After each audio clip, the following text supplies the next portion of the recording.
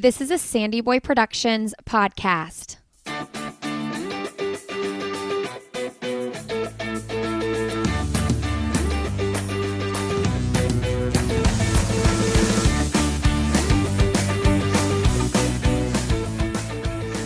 Hey everybody, welcome to I'll Have Another podcast with Lindsay Hine.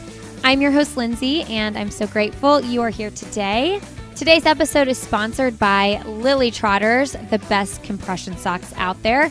Strong enough for a marathon, comfortable enough to wear for hours, pretty enough to wear almost anywhere, and thin enough to fit into all your favorite shoes.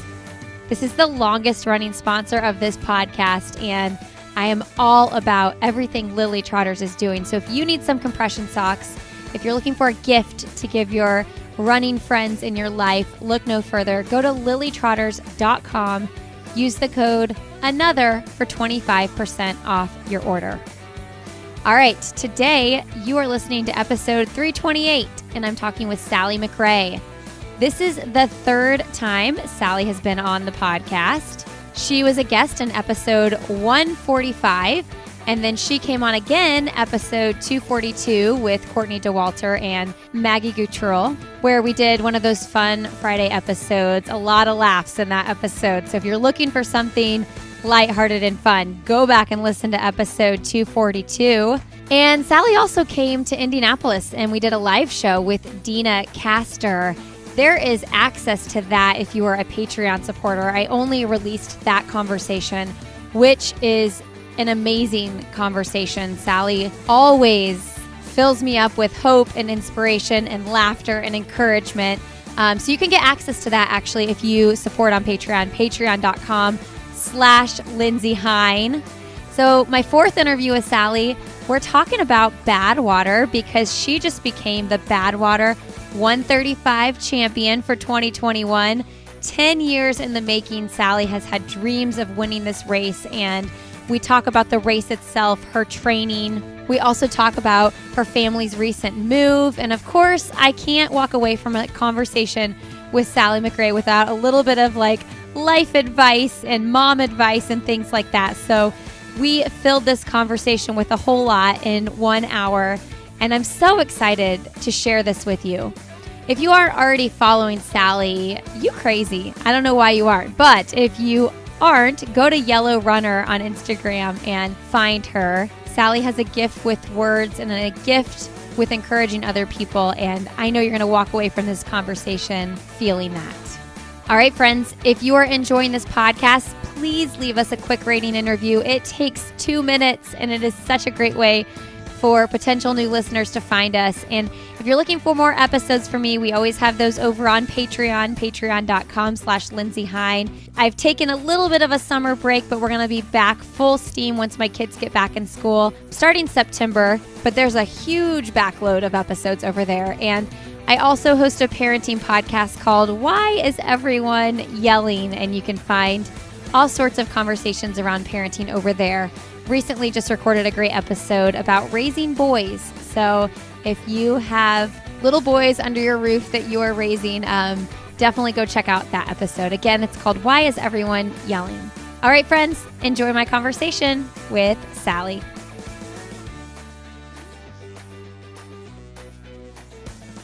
Oh my gosh, okay, first and foremost, hello and welcome to North Carolina, one of my favorite places ever. Oh so my gosh, cool. Thank you. Congratulations. Well, you're officially my first interview from North Carolina. Oh, yay. It's so good to hear your voice again. It's been a while since we've been able to connect, and I've been following all your journeys and of course your precious little boys. So I've so been looking forward to this. Oh my goodness. Friends, today we're talking to Sally McRae. I think this is your third time on the show. Welcome back, Sally. Thank you, Lindsay. So happy to be here. I am stoked. If anybody listening doesn't know that Sally just won Badwater, I don't know where you've been living. Congratulations. Thank you so much. How are you feeling? You got home yesterday?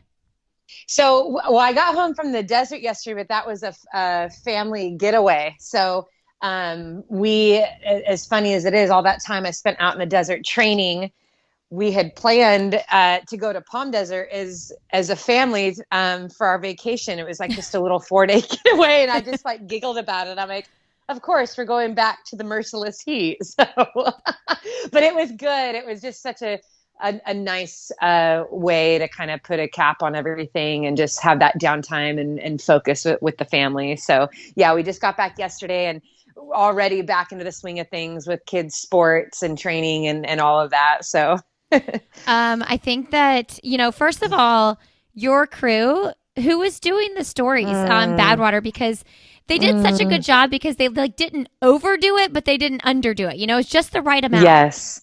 Yeah, that was my husband, Eddie. Yeah, it's really funny. Like over the last like 7 years or so, he's a teacher, and we've always kind of gone back and forth. Like I've wanted him for so long to take over my business, and I've wanted to do more stuff with him because we've had a lot of jobs together over the years. And so we work really well together. And anyway, our move up to Bend, he got a new job, and then he was able to kind of take over my business and has a little bit more free time to be with me. And I was like, do you want a crew? Like, will you be on the crew? And he's never done that before. And then we just kind of talked about, it'd be really awesome, because a lot of people Badwater is such a mysterious race in a lot of ways. There's a lot of misconceptions about the race. And then anything that you find out, like on YouTube and stuff, it's either like super old or it's short or like it's only parts of it. And I was like, man, I'd really love for people to get a glimpse into the race, like in real time, if possible. I mean, there's big dead zones in the race, but he started doing little media, like in my training, and he was my biggest support in so much of my training, like crewing for me in like some pretty like dangerous areas of the desert that you don't really want to go and train out by yourself. And so he was just a natural. Like he picked it up and he watched how other people kind of covered stuff. He's like, yeah, I kind of see like how I Run Far does it, and I look how these guys do it. And but yeah, he did a really good job. And I keep encouraging him, and like maybe he's found a new calling. So he's not teaching anymore. He's not. Yeah, he this last school year was his last season. So he actually is going to be just coming alongside me and taking over a lot of like logistical stuff, like contracts and managing my schedule. A lot of the communications and organization, accounting, like so much stuff that I'm absolutely terrible at. So I'm so grateful for him. And yeah, it's a new season for us. Okay, first of all, why did you guys move to Bend? We're actually back in SoCal now. Oh, you are? Yeah. What? I know. Tell me what happened. Shock to a lot of people. So yeah, it was a really quick move. It was like right in the middle of the pandemic when we moved up there. We were so every single day at home, like everybody. Yep. And when Eddie and I were first married, I had walked in the living room one day and looked over his shoulder at what he was looking at online, and he's looking at all these like properties in Bend. And I was like, what? Like, really? You want to move to Bend? And he's like, yeah, it's so beautiful. He loves trees and rivers and waterfalls and things like that. And so the funny thing was he'd never been there before. And when I got signed with Nike, I went up there several times for photo shoots and meeting up with my team. It's only it's like 3 hours from Portland. And so I fell in love with it then. And, I'd come home and tell Eddie about it. Like, it's absolutely amazing. It's incredible. So it was always kind of a place that we had dreamed of. I always wanted to be in the mountains. That's really where my heart is. And we're in Huntington Beach. That's where I've grown up and where we've raised our kids, just like a mile from the ocean. And so it was a really big jump for us. But during the pandemic, we thought, why don't we, maybe we can go up there and, visit friends and kind of just see what Bend's like. But really the idea was like, we wanted to get up there and just be outside. Like we wanted to be in the mountains and go hiking and get in the rivers. And so we went up there and we fell in love with it. And then I just kind of nudged him like, why don't we just move up here? And it's pretty much just kind of how we are. Like, Mm. I'm always like, let's just take a leap of faith. Like, I love the idea of just adventuring with our kids and doing something new, doing something hard. And, what do we have to lose? And we've done that before early in our marriage. We moved to the East Coast for a few years. We lived in Washington, D.C. I worked with orphans and foster care, nonprofit organizations. And then he taught and was a youth pastor out there. And it was amazing. I had my daughter out there. So this idea wasn't like something totally new to us, but we're like, okay, let's just do it. Like, we're home every day. Like, all your races have stopped. Like, we have this new season where we can kind of just like dream. And so we found this really cute, very tiny little fixer upper. And we'd never owned anything in our life. And we've been married for almost 20 years, and we've always tried to save as what we could. And so this was really a dream come true for us, just to be able to buy something. And so we went up there, and it was a huge leap of faith. Eddie didn't have a job. And the day that we got our keys, the next day he got a teaching job. And it was awesome. We renovated the whole thing by ourselves. I can't believe that. I watched that. I'm like, what? It's expensive hiring people. Yes. And so we were just is. like, dude, like, the cost of labor is more than the materials. And so we didn't know that, but I had a little bit of experience actually in doing work on houses when I was a little girl, and up into my teens. I actually would go to work with my dad, and I learned how to paint and lay tile and put ceiling fans together. And I watched him, how he took out, everything from sinks to toilets and all that. I just remembered a lot of it. And then we got on YouTube and Pinterest, and we would watch tutorials like over and over and over again. And then we're like, okay, you ready? Okay, let's do it. And like, we would just go for it. And then he started doing crazy things. He built a fireplace and built in shelves and cupboards. And we really just became each other's work partners, and made this little house into a home. And, we got our kids involved, which I really love. I mean, I grew up using my hands and always working. And so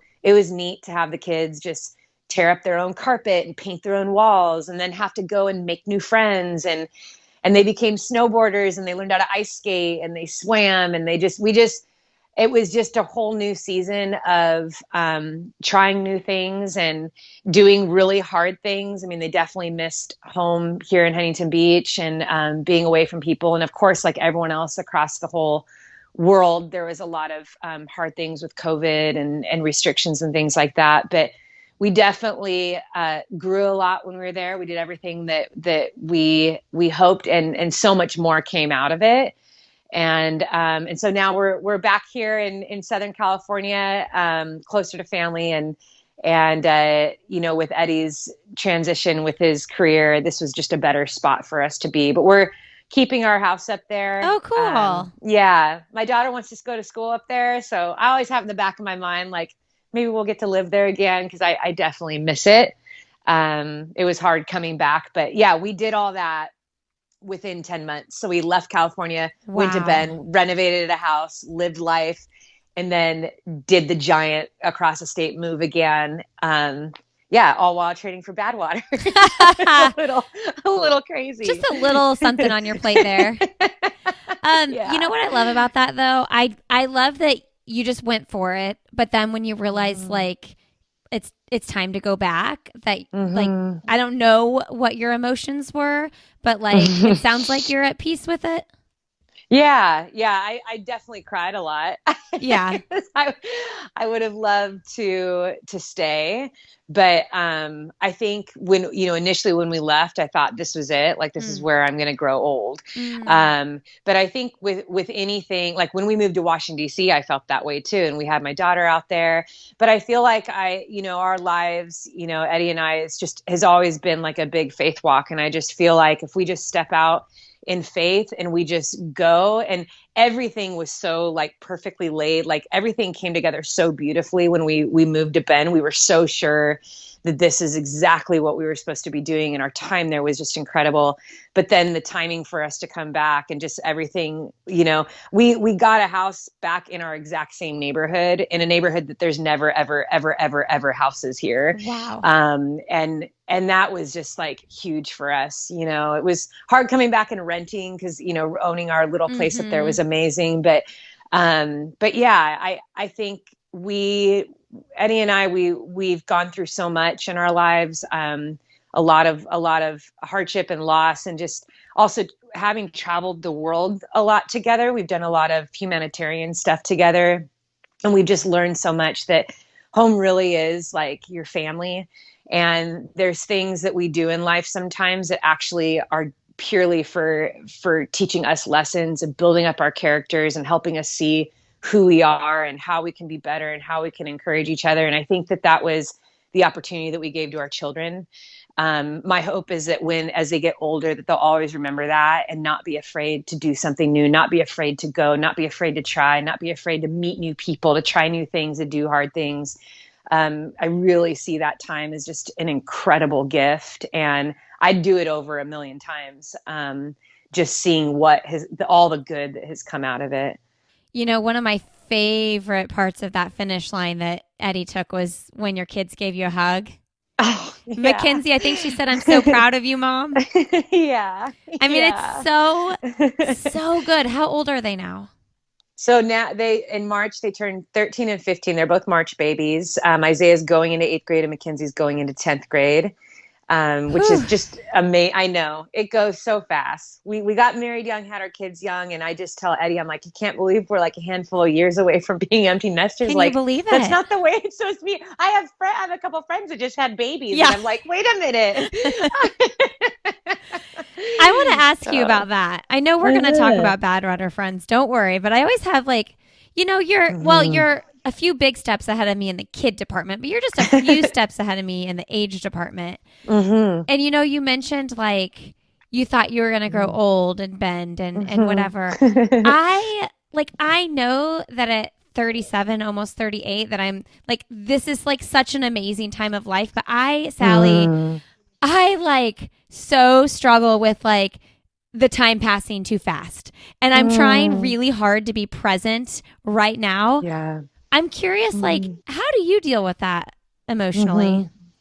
Yeah, there's a couple ways that I have always just not only approached like the age, but just like the passing of time. And I really believe a part of that was influenced losing my mom so young. So she was only 38 when she died. I'm sorry, when she was diagnosed with cancer, but she was 43 when she died. And I think that even in the years before that, I lost several other people. I felt like I spent a lot of years like going to hospitals and just watching people pass away as a young girl. And the impact that had on me was just realizing like how not only precious life is, but just how quick it is too. And I would say that, when I turned 38, that was a really, really big year for me because when I was 38, I was like placing top 10 in Western states. I'm in the middle of my professional career, this dream that I had for so long, like being a pro athlete. I was traveling the world and super healthy.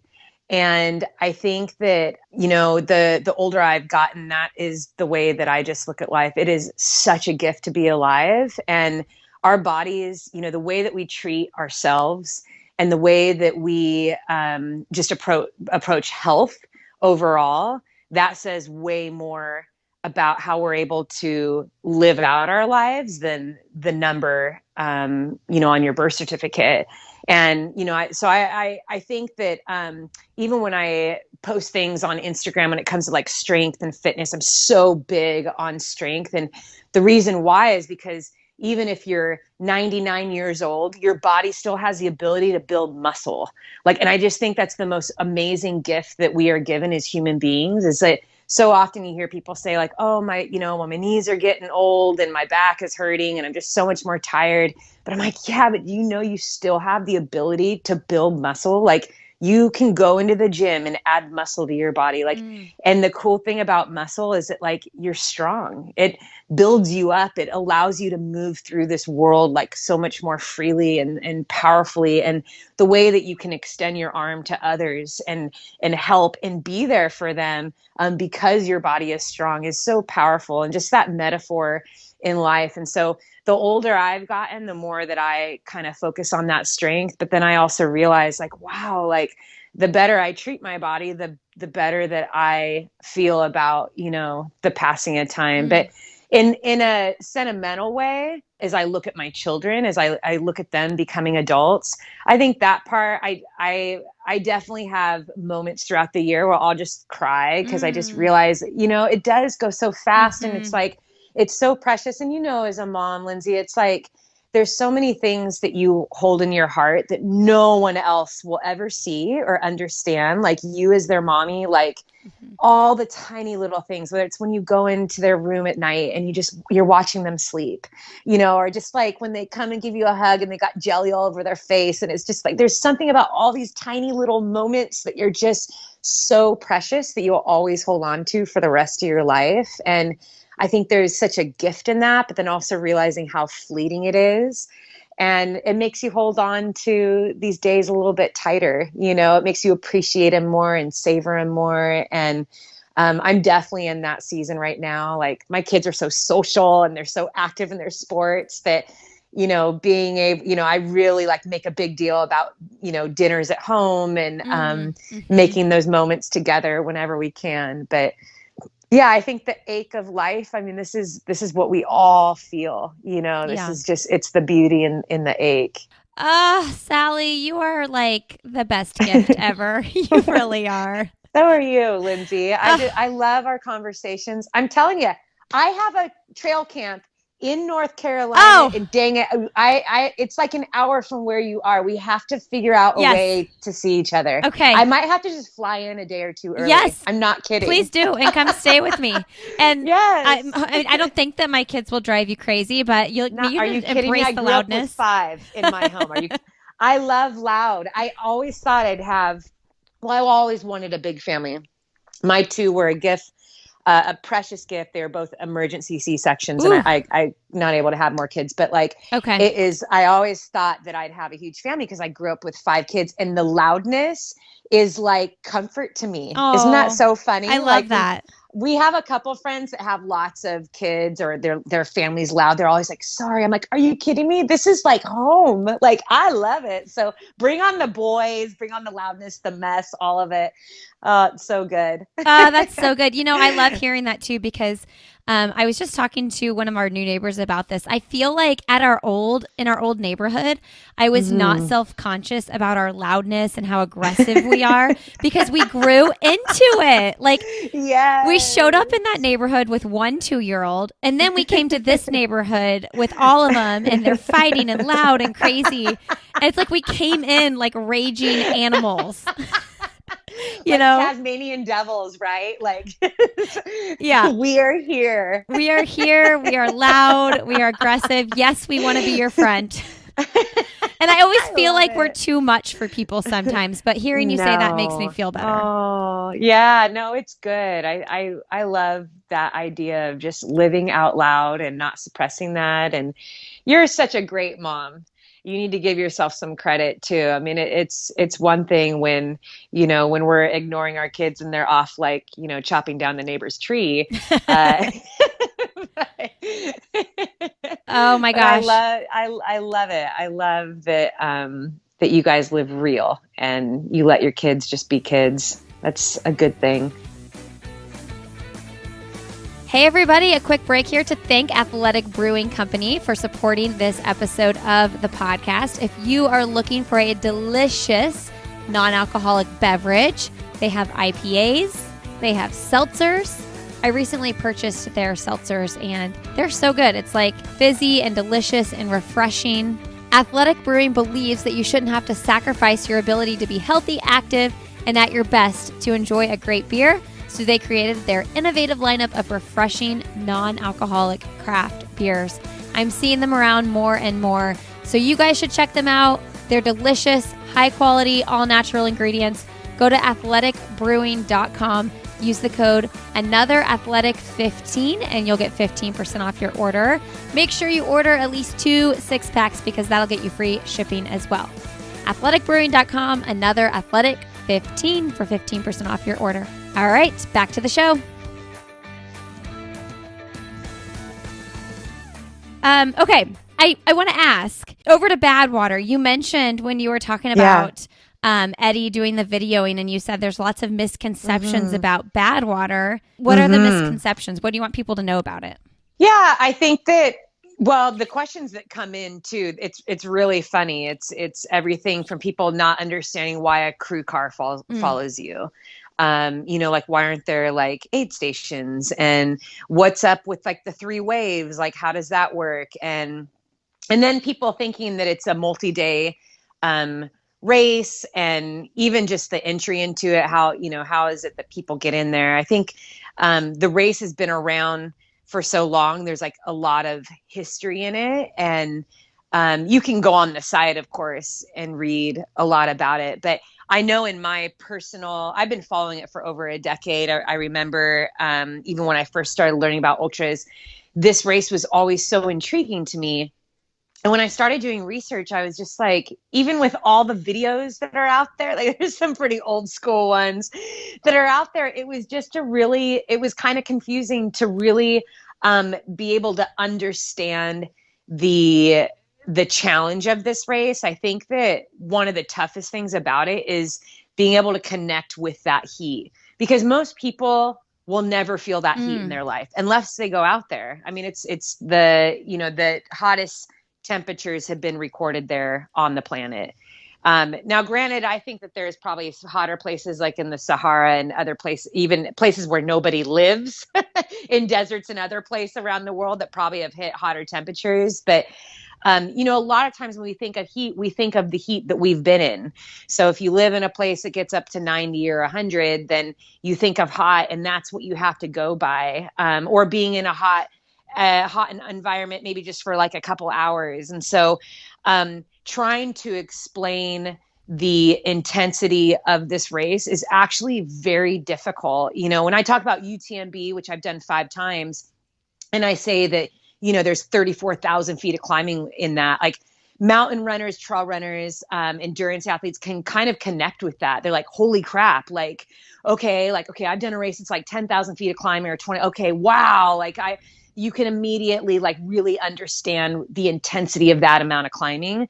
But heat is silent. It's invisible. It's just like this oppressive thing that I think sometimes just makes this race hard to communicate. So that was one of the reasons too why I think having Eddie out there, that coverage. We also had Sarah Attar out there. She's incredible photographer. She's the one that, I've been posting every day my race journal on my Instagram account, and all the photos are ones that she took. She took like 1,500 photos during the race, and also ran and crewed and everything. It was amazing. So, and my goal for her too, I was like, I want you to capture the beauty and the intensity of the desert. But most importantly, I really wanted her to capture the crew. So most of the pictures are crew pictures, because you really can't do this race without having your team with you. So yeah, that's kind of it. And then there's lots of really funny questions that I get all the time. Like, did your shoes melt? And, do your feet look like hamburger? And, all stuff like that, which is really fun. So. Oh my gosh. Okay. Yeah. So it's 2018. Am I correct? That's the only other time you did it, right? Yeah, I crewed it in 2014 for my buddy Josh. So I did get an introduction to the race there. That was my first time being out there. Okay, so when you ran in 2018, you were 7th female, 23rd overall. Yeah. Talk to us about like having that dream. I'm sure when you ran in 2018, you also wanted to win then too. So talk about having that dream and working on it for so long and it finally coming to fruition. 2018, I don't think I had ever trained so hard for a race in my life. So I was very confident on that side of it. I was confident in having grown up in Southern California, we have like all the climates here. I can go snowboarding and 45 minutes later go surfing. I can get to an 11,000-foot mountain within an hour and a half of where I'm here at the beach, and then I can get 3 hours away to the hottest place on the planet. So I really felt like my training and just the territory in which I lived, I felt like I had a really good training ground. I could get big climbing if I needed to, because there is some pretty brutal climbs in this race that I think, knowing that it's on the road, you don't really give too much respect to. And so I knew all about the course. I knew about the heat. Anybody that is signing up for Badwater, they're very well heat trained. Nobody shows up on race day and says, "Oh my gosh, I didn't know it was gonna be that hot." Like, so it wasn't a matter of the heat. In 2018, what ended up happening was just getting the nutrition side wrong. It was the hottest in the history of that race. The temperatures got up to 127 Fahrenheit.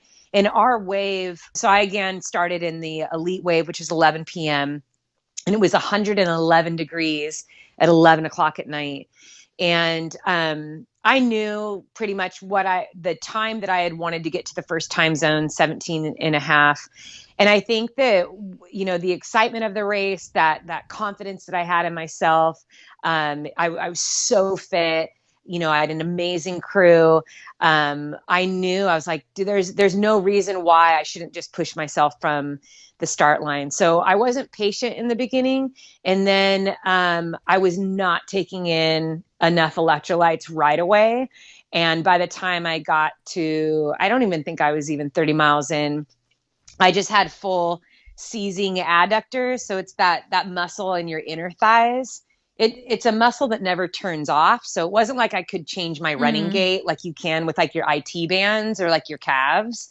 It just kind of seized from that point on until the finish. And that's just how I had to run. So I ran very, very slow. I'd say by the time I got to mile 42, when you can pick up a pacer, I was just really upset. I was in a bad place mentally. I was in shock that I was moving so slowly at how I was feeling. And then from there, my nutrition started spiraling because then the sun came out, and I wasn't then just like eating well. I ended up losing like 10 pounds within the first 15 miles. I was barfing my brains out. And I just learned, I think, having pushed through that, my crew is so good about just like, yeah, Sally, like you can still move, like you're still fine. Like, you're moving slow and yeah, it hurts, but find a way. And that's kind of always been my motto in life, just as a whole, is like, you can always find a way. There's always a way to work around this. And so it wasn't anything, I can't say it was a performance that I was proud of, but I was very, very grateful to my crew. And I was so grateful just to get to the finish line, because there's a lot of people that had dropped out. I had many times wanted to, but looking at my crew and what they sacrificed for me, I was like, man, I got to get to the finish line. I need to learn what it is that I did wrong. So, I covered the 135 miles, and it was just one big, massive, humbling lesson. I was physically trained, but there were so many other things that I didn't take into account. I didn't pay attention to. And, it ultimately, really ruined that performance, that expectation that I had on myself. I mean, I feel like based on all of that, even though you won this year, was the 2018 experience sounds like it was actually like way more torture. Yeah, it was. I think because it was so long, it was such long, slow, and I really felt like too, man, if I could have had enough, I wish there was another muscle on the body that was seizing up. I wish it wasn't my adductors. It kind of felt like, I don't know if you've ever had that feeling where your knee kind of collapses. Like you take a step, but it doesn't really feel like you're secure in your step.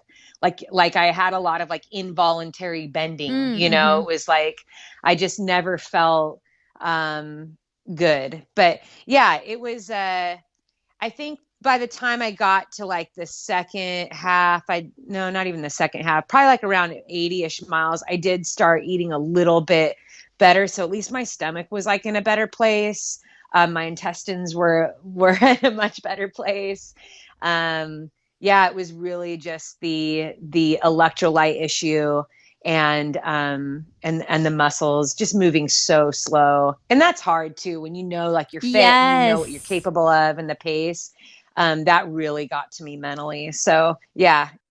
Oh my gosh. Okay, so tell us about what changes you made for this year. So this year I just spent way more time on the course. That's just my style Mm. of training. I don't think, and especially for anyone listening that is hoping to do this race, which I think is a lot more people than ever. I can't believe how many people have messaged me and Oh said they my want to do this gosh. race now, which makes my heart so happy. Yes. It is an incredible race, but my style of racing, I am a visual. I like to visualize things. I like to, I did this my years racing Western States. I was on the course all the time. And, you start to learn just, where certain rocks are and branches and trees and the way that, a road curves or a trail curves or, I just made the desert my home. And that was really powerful for me because it just allowed me to reflect on my 2018 race. I remembered, I'd visit parts and remember how bad I was hurting. I remembered how slow I moved, and I would go out and train and I would tell myself, I'm going to move Mm. fast here. Like this is right now, we're going to practice to be moving at this pace. This is what we're going to do. And I would just always have that in my mind and training. Was always envisioning the race. I spent a lot of time going up and down the Mount Whitney Portal Road, which is how you finish. So the final climb is a 5,000-foot climb up to the beginning of the Mount Whitney Trail. The original race was 146 miles, and it used to finish at the top, but now with permitting, unfortunately, unless you're one of the 15% of people that got a permit on that particular day, then you can't continue on. So everyone finishes at the portal. But I spent hundreds of miles in my training just running up and down that portal road. I think as a mountain runner too, that's like where my heart was. It was Mm. very encouraging I'd run out of Death Valley and run up that. And then I just changed my electrolyte and nutrition approach. I practiced different things. I kept journals. I did a lot of research. I think in races with extreme weather, so whether it's extreme cold or extreme hot, your gut and your body is doing everything it can to protect itself, to protect its vital organs. And everyone is different. So what I would do is I would test my body and how much it could consume at different temperatures. So I would run like in 99-degree heat, and I would see what pace I could keep and then how much I was able to eat. I kind of dialed in what kind of a drinker I was. So athletes normally there's heavy drinkers, there's light drinkers, there's people that need tons, a lot more fluid than others. I had to figure out how much more electrolytes that I needed. And then I would go and do all that again in 105 heat, and then 110 heat, 115, 120, 125, and it was all different.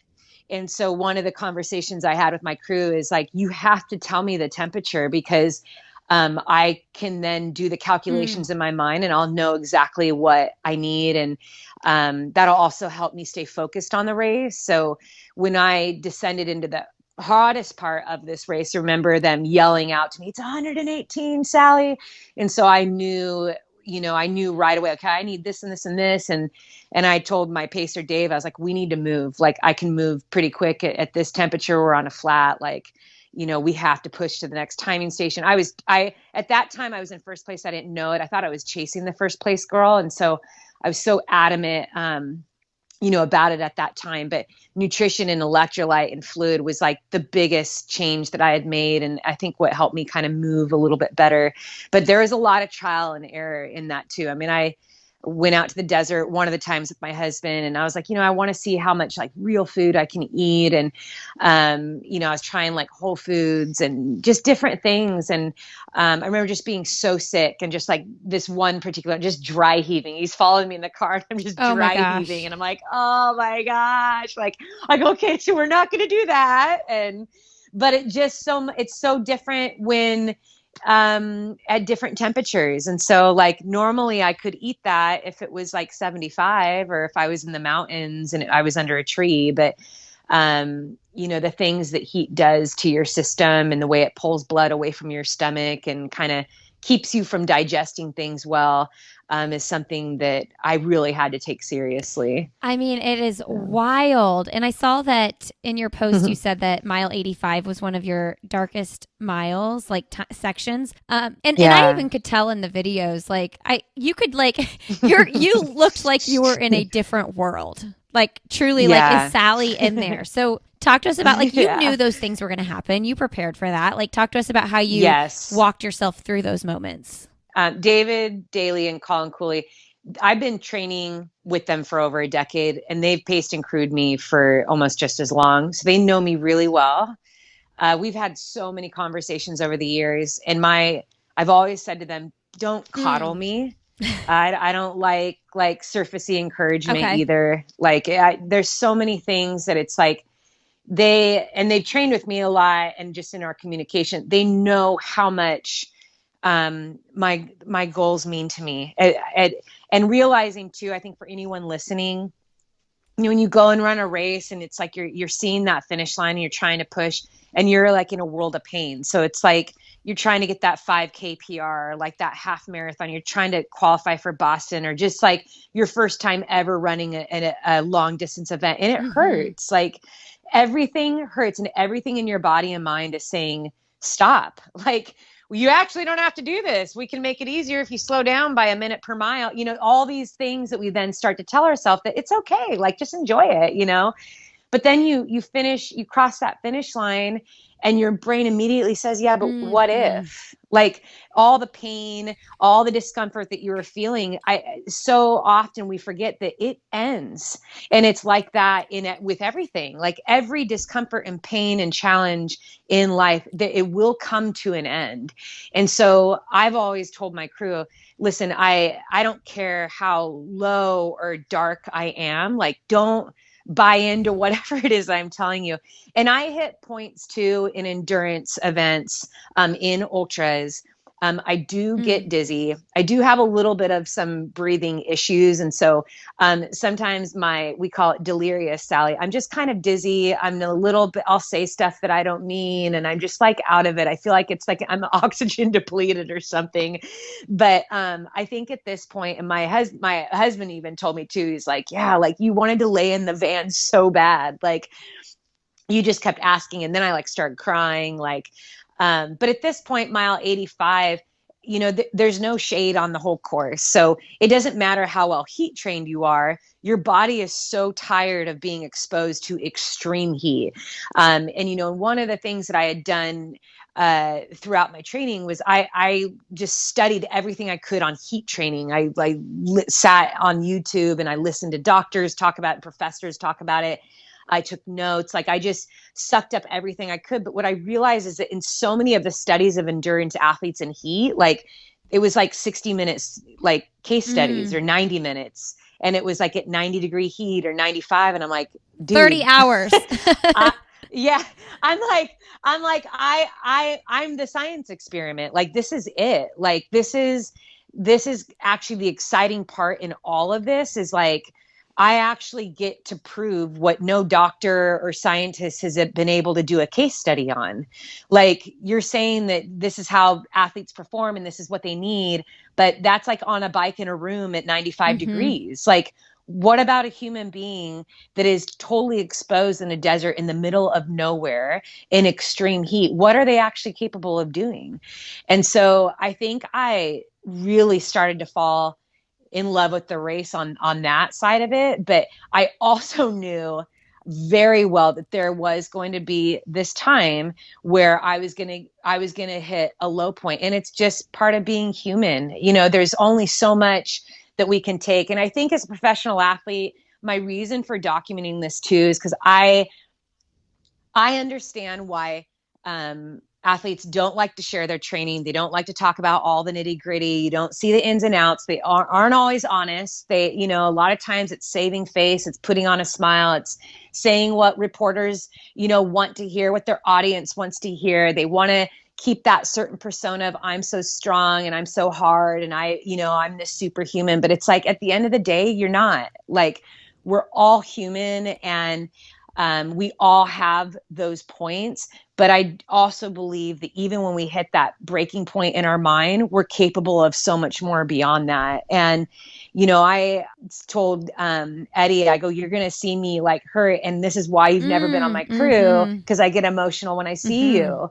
And so at that point, I knew it was almost like probably not good that he was there, but thankfully, Colin and Dave, and Colin is a very strong, personality. He's been with me for so long in my races that as I hugged Eddie and I was like crying, and I'm walking towards the van, and he just looks at me. He's like, "You're not laying down. You can sit right there. I'm going to put ice on you, and then you need to get back out on the line." And like Eddie didn't say anything, and I was like so mad. Like I just why didn't you so rescue angry. me? Yeah, like I was just mad at everyone, and I didn't have any energy. I wasn't eating well. I was tired. And, it was just every part of just that breakdown. It was everything that, that you don't want people to see, but is so true about ultra running. It's so true about every single athlete that's out there, whether you're back a pack or you're a pro. We all have points where we start to question what we're doing, and we're tired and we're exhausted, and we just want it to stop, and we want to break. And so when I knew that that Colin was like, you need to get back out there, I was like, I'm not going to be able to lay down. So I literally just said, okay, I didn't want to listen to anyone anymore. I got back on the line, and I didn't say anything, and I walked for a little bit, and then I looked up, and we still had like 3 miles of climbing, and it was really like my anger and annoyance that I just started running again. I was like, well, I have to get up this stupid climb anyway. So it was just. But I think if there's passion, whether it's in anger or excitement, that's a really good sign. And so I somehow was able to just kind of come out of it. But I think a lot of that had to do with just, having raced for so many years and having so many regrets at the finish line, knowing like, man, if I just would have at least moved, I would have understood that I could get out of that spot, that I wasn't going to stay there forever. Like if I would have kept moving forward, it would, and then 3 miles later, that's when I found out I was in first place. So I kind of had to come to like that renewing and get a little bit of butt kicking at that point in the race, and just say, you got to keep moving. Oh my gosh. I can on a very small level relate to the like falling apart when your husband's there, just because it's like, that's who you can be like your strongest and your weakest self to, right? Yeah. Like they know it all. Yes. Yeah. That is very, very true. And we're very close. So I kind of always feared that, like in the back of my head, like, oh my gosh, how am I going to be? But he played an integral part, the entire race, because my intestines weren't great, and he was the one that had to endure all of that. Oh yes. I imagine the other two guys being like, hey, you got to back off. Let her keep going. Let her keep going. Hey everybody, a quick break here to thank Previnex for supporting this episode of the podcast. I've been using Previnex products for over a year now, and I cannot say enough about the quality of their ingredients, of their products. I use their multivitamin, their Joint Health Plus. My kids take their Supervites. That's the kids multivitamin, and we also use their protein powder around here. Now, the Joint Health Plus is a supplement that I highly recommend to runners. It is a joint supplement that offers comprehensive and complete joint protection and relief. I've had so many people reach out and say they've been using it. They were skeptical, but they can't believe the results. They work really well. And the thing is if you want longevity in this sport, and this is something that can help you do that, why not give it a shot? It supports joint comfort and flexibility. And then lastly here, if you want to try a good protein powder, this is vegan. It has all kinds of vitamins and minerals in it. Delicious flavor. I prefer the vanilla, but they also have chocolate. Great for smoothies. Also, if I'm going on a long run, I just shake it up with some water, put it in a cooler, and I can hit that as soon as I finish my run, and it's such a good replenishment. You guys can check out Previnex, all they have to offer. Go to Previnex.com, use the code ANOTHER, and that will get you 15% off your order. That's Previnex.com, use the code ANOTHER for 15% off your order. All right, back to the show. Tell us about the final miles where the end actually was in sight, or does it not actually feel like that until literally you see the tape? Yeah, you never see the finish line until you're 100 feet from it. And you have to climb a mountain to finish the race, which I think is so beautiful. And, again, as a mountain runner, that is another thing that pulled me to this race.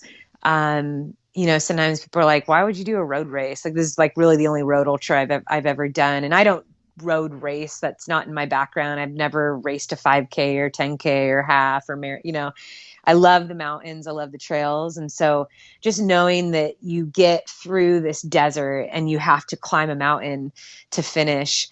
I was very, very happy getting to Lone Pine.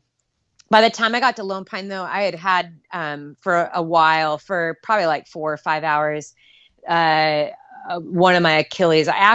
I really thought I injured it, and I don't know how. I knew it was it started as a stress reaction where it was just stressed, and I've never had anything with my Achilles. I thought maybe it's because I changed shoes in the middle of the race. I started with kind of actually a more aggressive shoe for the first 30 miles, which I kind of went back and forth with. Maybe that's why my Achilles ended up hurting later in the race, because I stressed it out in the beginning. And so when we got into Lone Pine, I was limping, and I was a little sad at that point because I had spent hundreds of miles running up and down that mountain. I knew how to get up the mountain very fast. I would do certain workouts where I'd run long, hard miles, and then I'd go run hard up the mountain. So it was all in preparation to run up the mountain on tired, exhausted legs. That's how I envisioned it. That's how I trained for it. And really getting up that mountain was one of the slowest climbs of my life because I was in a lot of pain. But I knew I was very well ahead of the second place female. And so I probably did relax just a little bit on some parts because I was in so much pain.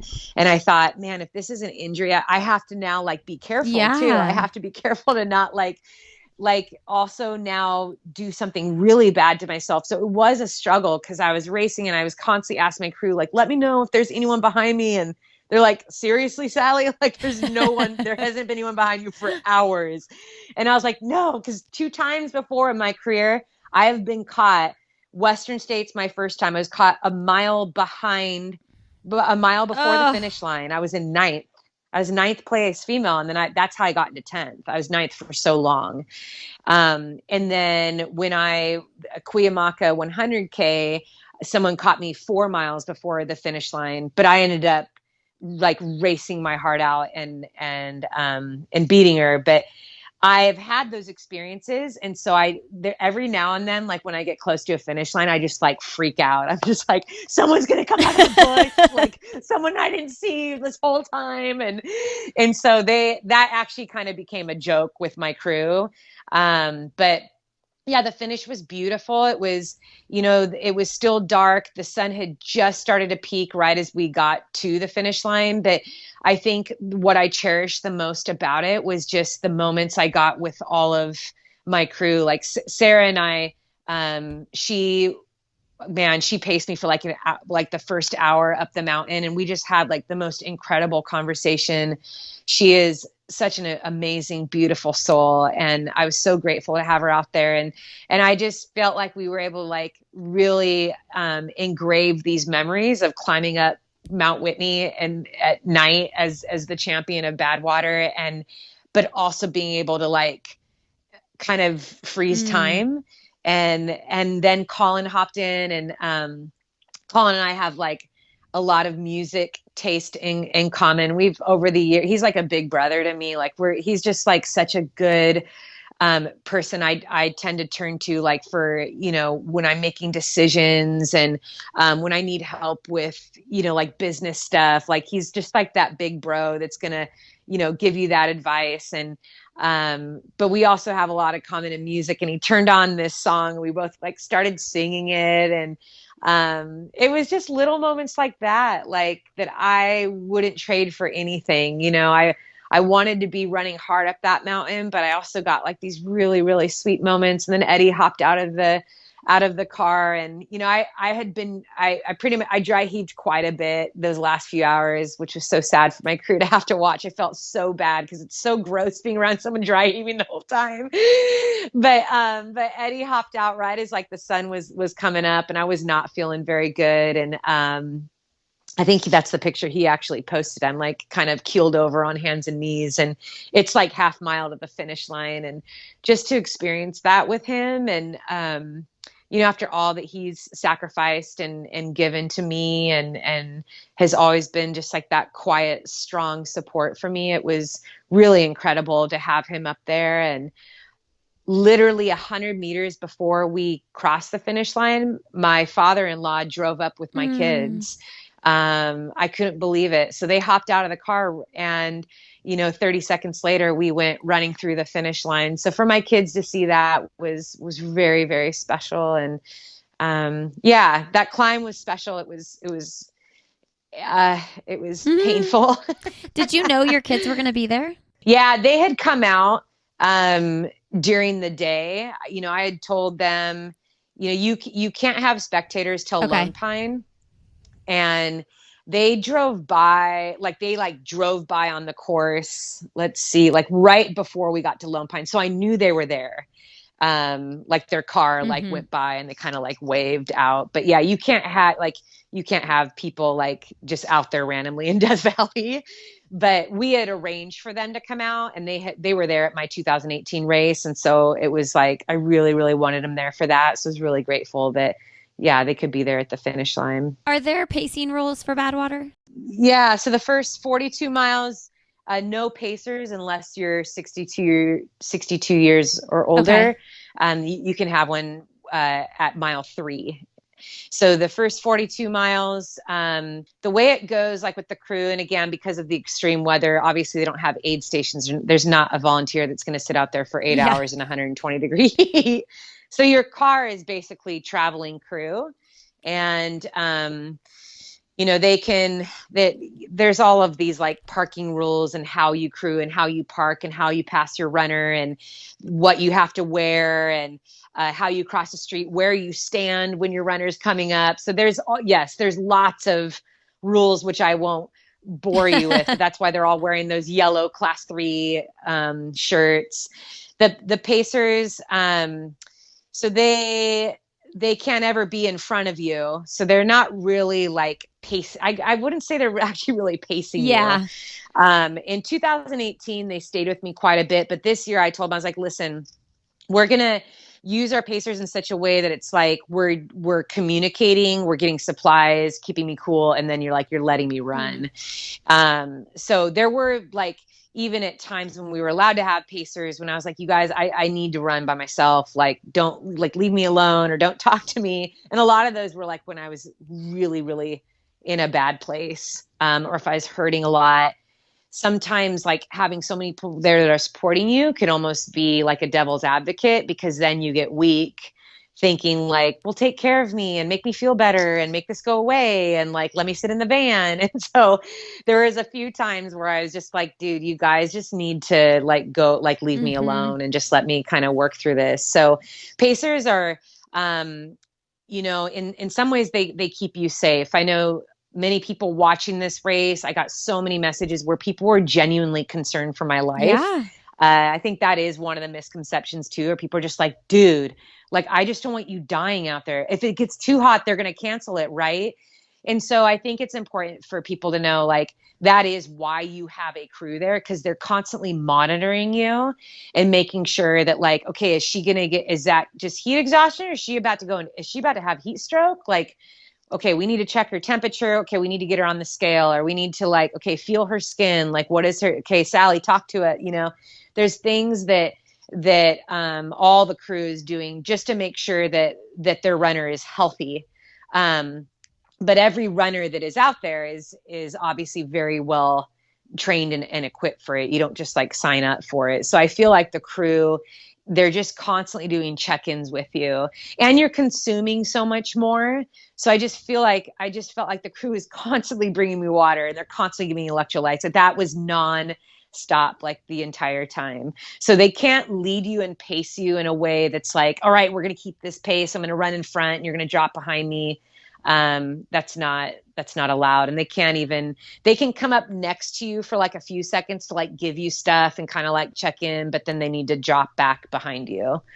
So, Oh my gosh. And who wants to run in that if they're not actually in the race? Let's be honest. I truly can't fathom that at all. So I'm curious, do you feel, is this your biggest athletic accomplishment, or does it come close? yeah, it's hard because I feel like there's been, the diversity in ultra running it's vast. You look at someone like Zach Bitter setting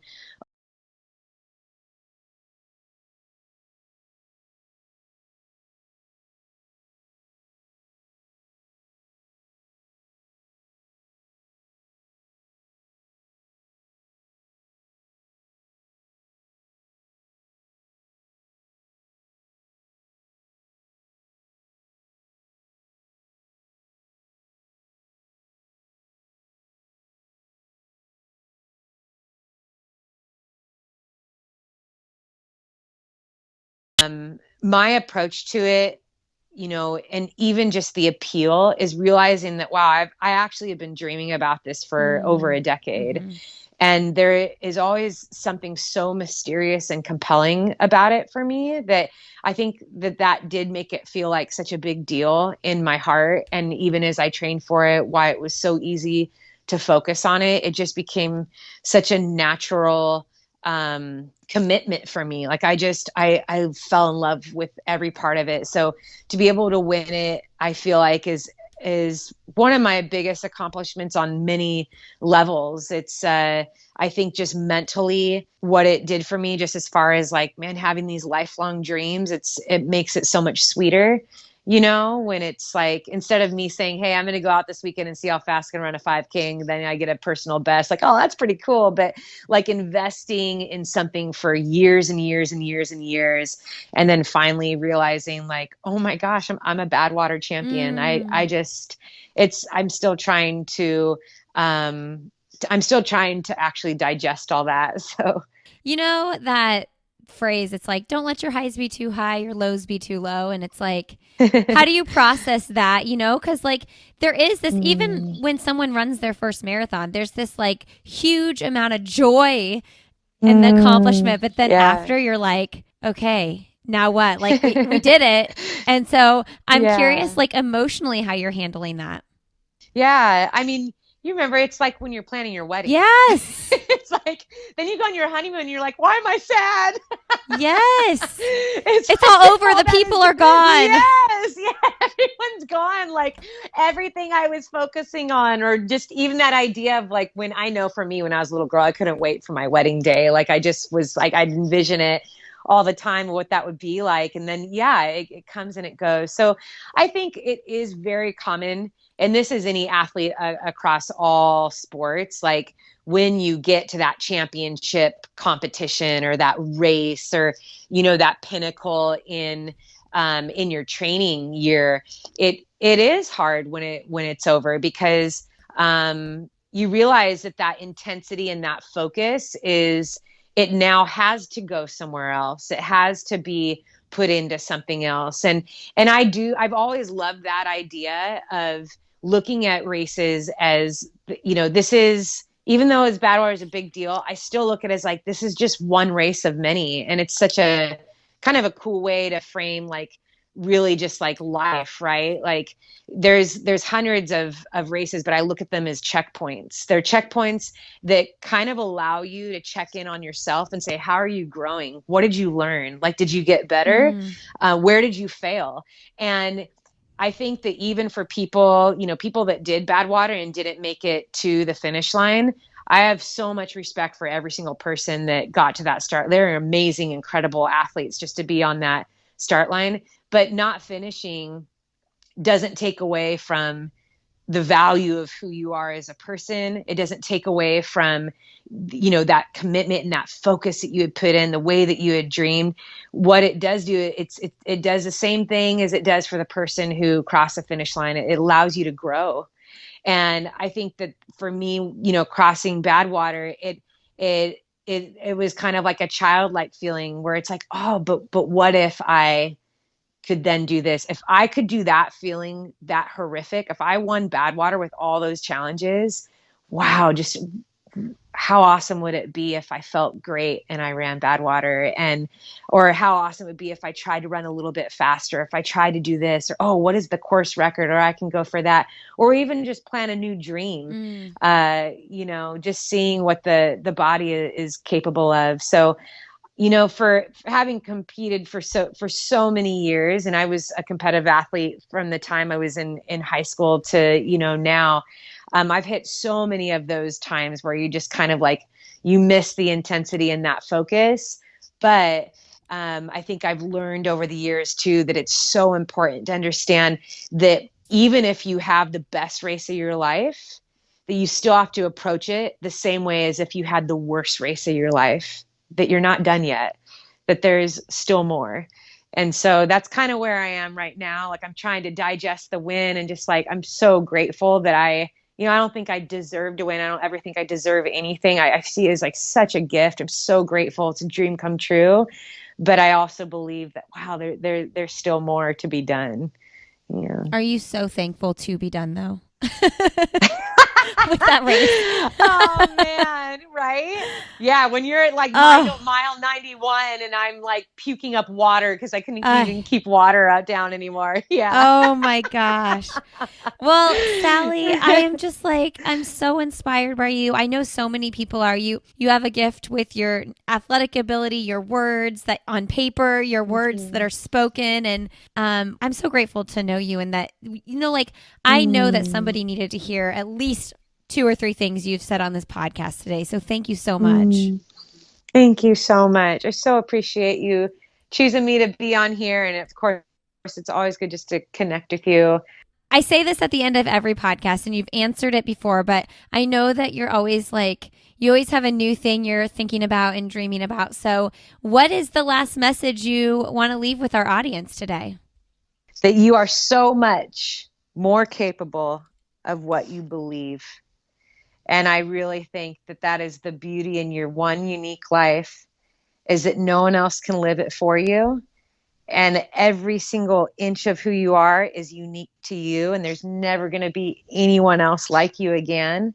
And so come and show us what your story is. Go discover what you're capable of. Keep pushing, keep trying, and understand that, yes, there is lows and lows in all of our journey. But I'll tell you, you keep moving forward. It's so worth it. When you get to that top of the mountain and you look back at all you've done, it is so worth it. So I just want to encourage everyone listening. I hope that you keep going in all you do. You're never too old to dream a new dream. You're never too young to dream. Big love to all of you. Keep your heart up.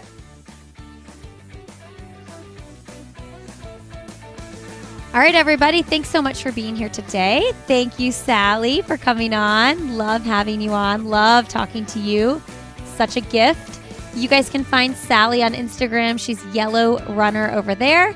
You can find me personally on Instagram. I am Lindsay Hine 626.